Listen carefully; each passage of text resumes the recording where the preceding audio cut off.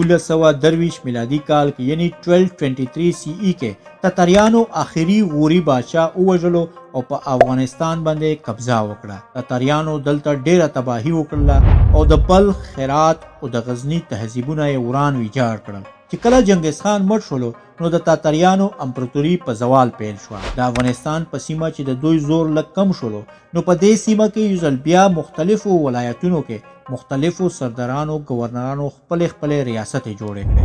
د دې لامل په دې سیمه کې د واکمنۍ ترلاسه کولو مبارزه پیل شوه. د ګډوډۍ او انتشار په دې اثر کې ملک شمس الدین د غزنی، هرات، بلخ، سرخس او نشاپور ولسوالیو کې خپل واکمنۍ تاسیس کړه. د ملک شمس الدین خاندان تر 1189 میلادي کال پورې یعنی 1389 سی ای پورې واکمنۍ ترلاسه کړه. بیا 1189 میلادي کال کې یعنی 1389 کې امیر تیمور په افغانستان سیمه قابض شو. د تیموری خاندان اخیری بادشاہ سلطان حسین او په 14مې پیړۍ کې د دې خاندان واکمنۍ پای ته ورسېدله. ګران ملګرو، د تیموری بادشاہۍ ختمېدو وړاندې د ایران صفوي واکمنانو او د وسطي اسیا شیبانی واکمنانو په دغو سیمو باندې خپل بادشاہۍ جوړې کړې. په دې اثر کې امیر تیمور په اولاد کې یو مغل سردار ظهیر الدین بابر په فرغانه ولسوالۍ کې خپل حکومت وو. د مغلو او د شیبانیانو ترمنځ جګړې لګیا وې دلته. د دې لامل ظهیر الدین بابر د فرغانه نه راووتلو او په کابل او کندهار یې قبضه وکړه. همدا ظهیر الدین بابر چې په 1526 میلادي کال کې ابراهیم لودي له شکست ورکړو او په هندوستان یې مغل امپراتورۍ بنسټ کېښود. په هندوستان کې د مغل سلطنت آخري بادشاہ بهادر شاه ظفر و چې د هغې نه بادشاهي په 1850 کې فرنګیانو ترلاسه کړه.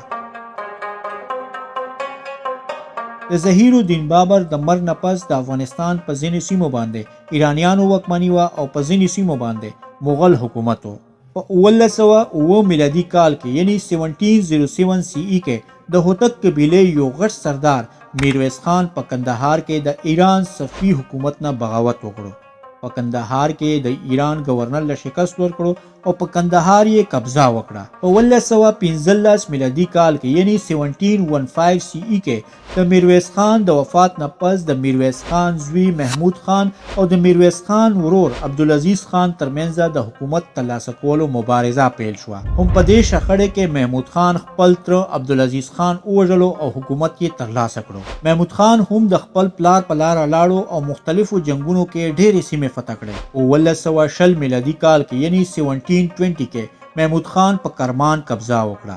د دلته کې نه ناستو بلکې د ایران سلطنت په مرکز یعنی په دارالخلافه اصفهان باندې برید وکړو او په 1922 میلادي کال کې یعنی 1722 سی ای کې په اصفهان باندې قبضه وکړه او په دې ځای کې تاریخ یو بل موړ واغست ځکه چې د عبدالعزیز زوی اشرف خان محمود خان ووژلو. د اشرف خان بدله اور یوازې په دې وژلو سوړ نشو بلکې د محمود خان نه سر پرې کړو او د هغې سر یې ځای په ځای وګرځولو. د محمود خان قتل نه پس اشرف خان په تخت قبضه وکړه. په 1920 میلادي کال کې یعنی 1727 سی ای کې د عثماني سلطنت یو قوي لښکر په ایران برید وکړو. اشرف خان د دې لښکر ډېره ښه مقابله وکړله او عثماني لښکر له یوه غټه ماته ورکړه. د دې لامل عثماني امپراتورۍ په ایران باندې د اشرف خان باچایي تسلیم کړه. د دې نه وړاندې د افشر قبیلې نادر قلی خان ایرانیان د یو بیرغ د لاندې راټول کړل او د اشرف خان خلاف یې بغاوت وکړو. د دې بغاوت په پایله کې اشرف خان او د نادر خان ترمنځ یو جنگ وشو. په دې جنگ کې نادر قلی خان بریالی شولو او په نادر شاه نوم باندې مشهور شولو. نادر شاه ایران خو ونیو خو اوس یې سترګې د افغانستان په سیمې باندې واچولې. د دې لامل نادر شاه په کندهار برید وکړو او کندهار یې فتح کړو. د دې نه بیرته نادر شاه په هندوستان هم برید وکړو او ډیلی یې ونیو.